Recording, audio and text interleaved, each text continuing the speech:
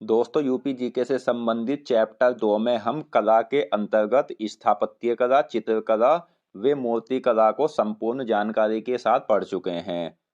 और मैं आपको बता दूं, कला के अंतर्गत यानी कला उत्तर प्रदेश की संस्कृति के अंतर्गत जो कि सांस्कृतिक तत्व आते हैं, उनमें कला, उत्सव, पर्व और मेले, ये सभी उत्तर प्रदेश की संस्कृति के अंतर्गत सांस्कृतिक तत्व आते हैं। और दोस्तों, आज की इस वीडियो में हम संगीत कला के अंतर्गत शास्त्रीय गायन को संपूर्ण जानकारी के साथ पढ़ेंगे। और मैं आपको बता दूं, मैं सभी चैप्टर को क्लास वाइज इसलिए पढ़ा रहा हूं ताकि आप एक एक पॉइंट्स तथा एक एक क्वेश्चन को अच्छे से समझकर एग्जाम में एक भी क्वेश्चन गलत न कर सको। और दोस्तों, मैं यह भी आपको बता दूं कि मेरे द्वारा पढ़ाए हुए किसी भी टॉपिक से आपको एग्जाम में एक भी क्वेश्चन बाहर नहीं मिलेगा। सभी के सभी क्वेश्चंस आपको मेरे क्वेश्चंस में से ही मिल जाएंगे। तो चलिए शुरू करते हैं फर्स्ट क्वेश्चन से। तो संगीत कला में शास्त्रीय गायन को हम शुरू से समझते हैं, जिनमें है उत्तर प्रदेश में संगीत कला का प्रमाण कहां से मिलता है। मैंने सभी क्वेश्चन को ऑब्जेक्टिव लेकर साथ में उनसे संबंधित जितने भी फैक्ट्स हैं सभी लिए हैं। तो इसका आंसर है ऑप्शन ए, सामवेद से। उत्तर प्रदेश में संगीत कला का प्रमाण सामवेद से मिलता है। इस क्वेश्चन को इंपॉर्टेंट पॉइंट से समझ लेते हैं।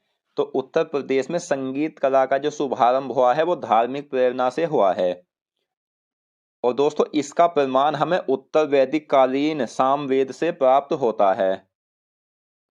दूसरा पॉइंट है, कालांतर में संगीत का धार्मिक जीवन के साथ साथ लौकिक जीवन में भी प्रवेश हुआ और गायन, वादन तथा नृत्य के नए नए प्रतिमानों, शैलियों आदि का विकास होने लगा। यह भी आपको याद रखना है, इससे आप क्वेश्चंस को अच्छे से समझ सकोगे। अगला क्वेश्चन है, उत्तर प्रदेश का संगीत का बाइबिल किसे कहा जाता है। तो उत्तर भारत का संगीत का बाइबिल कहा जाता है नाट्य शास्त्र को। ये क्वेश्चंस कई बार एग्जाम में पूछा हुआ है कि नाट्य शास्त्र के रचयिता कौन है। तो फ्रेंड्स, आंसर है भरत मुनि। यह भी आपको याद रखना है। अगला क्वेश्चन, जातकों के अनुसार भगवान बुद्ध के समकालीन कौशांबी नरेश किस वाद्य यंत्र को बजाते थे। तो कौशांबी नरेश बजाते थे वीणा वाद्य यंत्र को।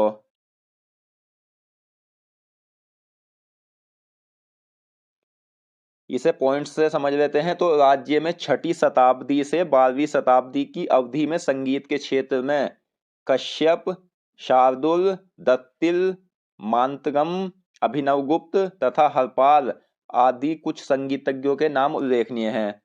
दोस्तों, यहां से कैसे क्वेश्चन बनेगा, तो वो बनेगा कि राज्य में 6ठी शताब्दी से 12वीं शताब्दी तक की अवधि में प्रमुख संगीतज्ञ कौन है। तो इनमें से कोई एक का नाम आपको ऑप्शन में मिलेगा, तो वही आपको आंसर होगा जो इनमें नाम होगा। अगला क्वेश्चन, मध्यकालीन संगीत परंपरा में महत्वपूर्ण स्थान किसका है। तो फ्रेंड्स, ये है ऑप्शन ए, अमीर खुसरो। मध्यकालीन संगीत परंपरा में महत्वपूर्ण स्थान अमीर खुसरो का है। यहाँ अमीर खुसरो से कुछ जानकारी और जान लेते हैं। तो अमीर खुसरो का जन्म 1223 ईस्वी में कासगंज जिले के पटियाली गांव में हुआ था। यह भी क्वेश्चंस एग्जाम में आए हुए हैं। दोस्तों, मैं आपको यह फुल गारंटी से कह रहा हूं कि मैं जो भी टॉपिक को पढ़ा रहा हूं उससे संबंधित आप पहले पेपर में आए हुए क्वेश्चंस को उठाकर देख लेना। वह मेरी वीडियो के बाहर नहीं मिलेंगे और यहां से कैसे क्वेश्चन बनते हैं वह भी आप समझ जाओगे। और आपको क्वेश्चन का लेवल देखकर ही समझ रहा होगा कि यह कितने इंपॉर्टेंट क्वेश्चंस है।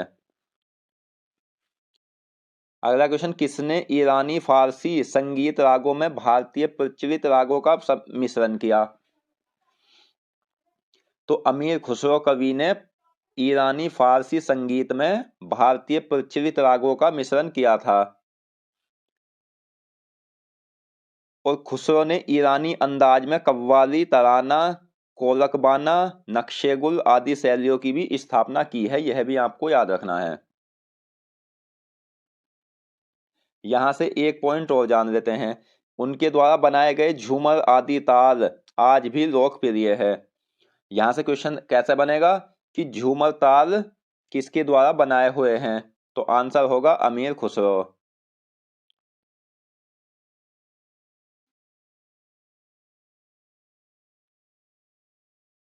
अगला क्वेश्चन, ध्रुवपद गायन शैली में ईरानी शैली का सम्मिश्रण कर ख्याल गायन शैली को किसने प्रचलित किया, तो ये किया था अमीर खुसरो ने।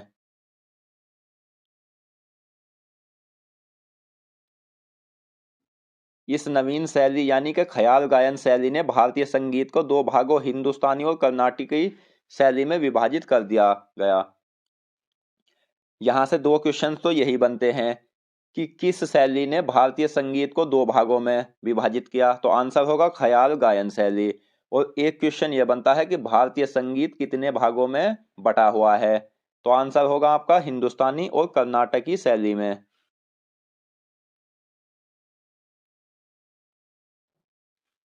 नेक्स्ट है, किस शैली ने भारतीय संगीत को दो भागों में विभाजित कर दिया, ऐसे क्वेश्चन बनेंगे।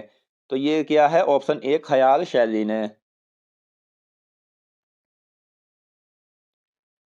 दोस्तों आप मेरे द्वारा पढ़ाए हुए सभी चैप्टर को देख लेना, मैं आपको क्रम से पढ़ा रहा हूं और पूरा यूपीजी के आपको क्रम से इस प्रकार से कंप्लीट करा दूंगा कि आपको एक भी क्वेश्चन कहीं और या किसी और किताब में पढ़ने की जरूरत नहीं होगी, क्योंकि एक किताब में आपको इतने क्वेश्चन नहीं मिलेंगे जितने आपको मेरे द्वारा पढ़ाए हुए टॉपिक में मिलेंगे। अगला है, तबला व सितार का आविष्कार किसने किया, यह भी एग्जाम में पहले भी पूछा हुआ क्वेश्चन है। तो तबला व सितार का आविष्कार किया था अमीर खुसरो ने।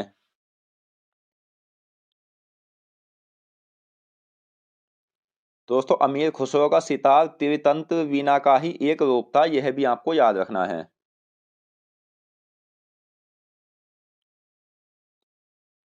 अगला क्वेश्चन है, किसने संगीतबद्ध भजन व पदों के गायन को मंदिरों में अर्चना पद्धति के रूप में प्रचलित किया,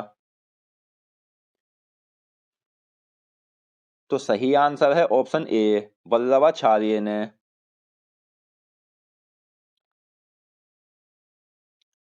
नेक्स्ट है, अष्टछाप के कवि किसके शिष्य थे, तो अष्टछाप के जो कवि थे वो वल्लभाचार्य के शिष्य थे, यह भी आपको याद रखना है। और दोस्तों अष्टछाप के कवि कौन कौन से थे, एग्जाम के लिए ये भी काफी ज्यादा महत्वपूर्ण है और इससे क्वेश्चन भी पूछे जाते हैं और पहले भी पूछे गए हैं। तो अष्टछाप के कवियों में सूरदास, नंददास, कुंभनदास, परमानंदास, चतुर्भुजदास, छती स्वामी, गोपाल स्वामी और कृष्ण दास थे, जो संगीतज्ञ होने के साथ साथ कवि भी थे। अब अष्टछाप से कैसे क्वेश्चन बनता है, तो ऐसे बनता है, निम्न में से अष्टछाप के कवि कौन हैं, यह एग्जाम में पूछा हुआ क्वेश्चन है। तो आंसर है ऑप्शन ए सूरदास।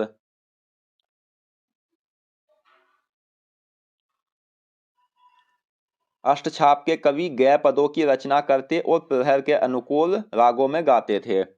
यानी अष्टछाप के जो कवि थे वो जैसे सुबह, दोपहर और शाम इस प्रकार से गायन गाते थे। कौन कौन से गाते थे, जैसे प्रातःकालीन मतलब पद भैरवी, भैरव, ललित, आशावरी आदि रागों में, और मध्यकाल यानी दोपहर में सारंग जैसे रागों में, और संध्याकालीन शाम में पद यमन, धनाश्री, पुरिया धनाश्री, केदार, मारकोस, कान्हरा आदि राग रागनियों में गाते थे।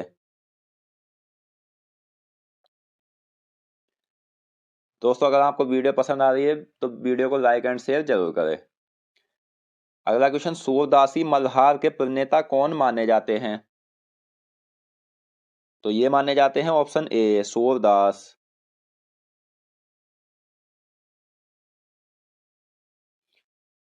नेक्स्ट, श्री केलीमाला तथा अष्टादश पदों की रचना किसने की थी, तो ये की थी ऑप्शन बी स्वामी हरिदास ने। दोस्तों आप यूपी जीके को तो बहुत अच्छे से याद कर लेना, क्योंकि उत्तर प्रदेश से संबंधित जितने भी एग्जाम्स है उसमें 8 से 10 क्वेश्चन यानी कि 10 से 15 नंबर आपको मिल जाएंगे। इससे 8-10 क्वेश्चन पूछे ही पूछे जाते हैं हर एग्जाम में उत्तर प्रदेश के। तो यह उत्तर प्रदेश के एग्जाम में सबसे ज्यादा नंबर दिलाने वाला टॉपिक है। श्री केलीमाला में 110 पद है जो कि 10 रागों में विभाजित है। अष्टादश के 18 पदों को 4 भागों में विभाजित किया गया है, यह भी आपको याद रखना है। अगला क्वेश्चन, निम्बार्क संप्रदाय के प्रवर्तक कौन थे? तो निम्बार्क संप्रदाय के प्रवर्तक थे ऑप्शन ए स्वामी हरिदास। स्वामी हरिदास का जन्म कहाँ हुआ था? यह भी पहले पूछा हुआ क्वेश्चन है। तो यह हुआ था अलीगढ़ में। स्वामी हरिदास का जन्म अलीगढ़ में हुआ था। और अलीगढ़ में कहाँ हुआ था? तो अलीगढ़ के हरिदासपुर ग्राम में हुआ था, लेकिन इन्होंने अपना जीवन वृंदावन के निधिवन नामक स्थान पर व्यतीत किया।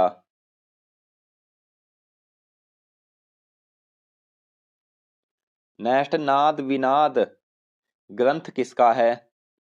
तो ऑप्शन ए स्वामी हरिदास का।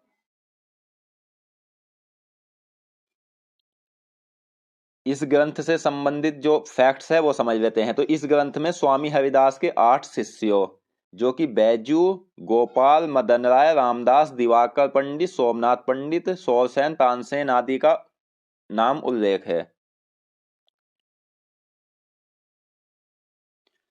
अगला क्वेश्चन, निम्न में से तानसेन के गुरु कौन थे? तो तानसेन के गुरु थे ऑप्शन सी स्वामी हरिदास। स्वामी हरिदास ने तानसेन को राग दीपक, बैजू को राग मेघ और गोपाल को राग माल को सिद्ध कराया था।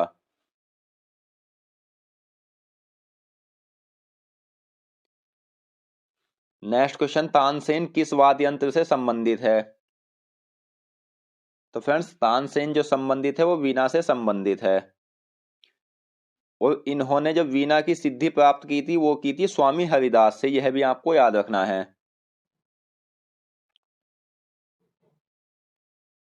अगला क्वेश्चन, प्रत्येक वर्ष स्वामी हरिदास संगीत सम्मेलन व ध्रुवपद मेले का आयोजन कहाँ होता है? तो ये होता है वृंदावन में।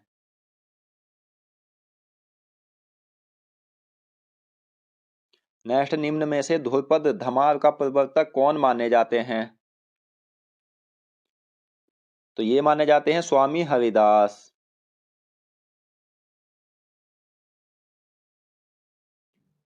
नेक्स्ट, मंदिरों में ध्रुपद गायन द्वारा अर्चना पद्धति का प्रवर्तक कौन माने जाते हैं?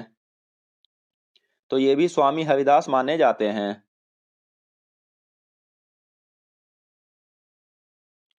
अगला क्वेश्चन, ध्रुपद की डागोर बानी का प्रवर्तक कौन माने जाते हैं?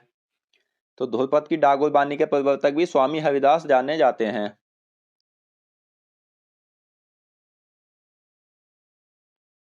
नेक्स्ट, कव्वाली की धुन पर बड़ा ख्याल का प्रवर्तन और टप्पा शैली का भी प्रचलन किसने किया?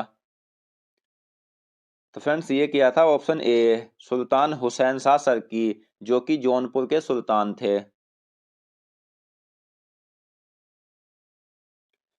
बड़े ख्यालों को 2 महान बीनकारों अदारंग और सदारंग ने विकसित किया।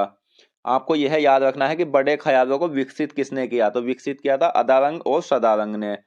और बड़ा ख्याल का जब परिवर्तन किया था वो हुसैन सरकी ने किया था। और दोस्तों, फैजाबाद के खुशी महाराज, मेहंदी उस्ताद, रहीमुद्दीन खान, मुस्तरी बाई, बेगम अख्तर आदि ने संगीत जगत में फैजाबाद का नाम बढ़ाया, यह भी आपको याद रखना है। तो दोस्तों, आज की इस वीडियो में हमने संगीत कला से संबंधित शास्त्रीय गायन को पढ़ा। और अगली वीडियो में हम शास्त्रीय गायन से ही संबंधित प्रमुख घरानों के बारे में महत्वपूर्ण प्रश्नों को पढ़ेंगे। और दोस्तों, मैं छोटी छोटी क्लासों में आपको इस टॉपिक को इसलिए पढ़ा रहा हूँ, नहीं तो मैं एक क्लास में ही इस सब टॉपिक को पूरा पढ़ा देता, उससे ज़्यादा वीडियो लंबी हो जाती। तो छोटी छोटी वीडियो को पढ़ने से आपको एक एक क्वेश्चन अच्छे से समझ आ जाएगा। तो मिलते हैं नेक्स्ट वीडियो में। धन्यवाद।